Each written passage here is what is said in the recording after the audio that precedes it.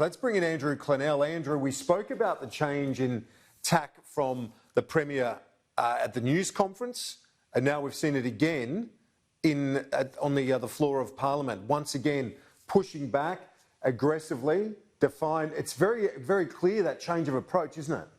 I think it's the only defence she's got. I mean, I think it's probably a reasonable tactic. The problem with the narrative in the last couple of days has been, on the one hand, she's telling ICAC, I'm a strong, independent woman in charge of my own finances. On the other hand, I'm a weak, vulnerable woman who was misled. So it kind of doesn't wash. She needs to be a strong leader and be defiant that she hasn't done anything wrong.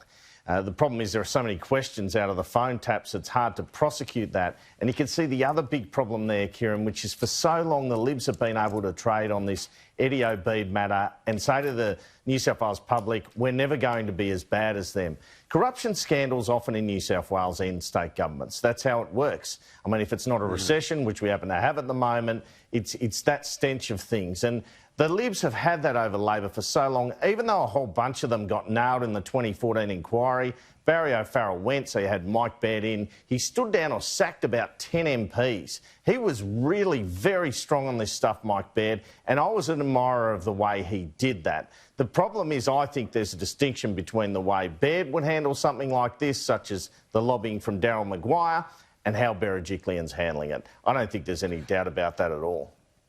And before you go, we'll reconvene at the top of the hour, but I should ask you as well about Jodie Mackay, the opposition leader, because this is her chance, isn't it? This is her opportunity to be relevant. She's struggled in the face of COVID, just like other oppositions, but she was much sharper, tighter questioning, I guess, 24 hours to consider, but really nailed the few opportunities there. Yes, and look, see, Gladys trying to come back there with, you know, you're in the cabinet with Eddie Obeid and Joe Tripodi. She should have said, yeah, but I haven't been caught on the phone discussing their business deals, because that's the difference. It's really the taps that nail Gladys. Then, you know, who knows if she was showing some caution in those taps? I don't need to know that. She would have known his phone was hot after ICAC was sort of, we knew that they were looking into him in 2018, but all these taps seemed previous to that.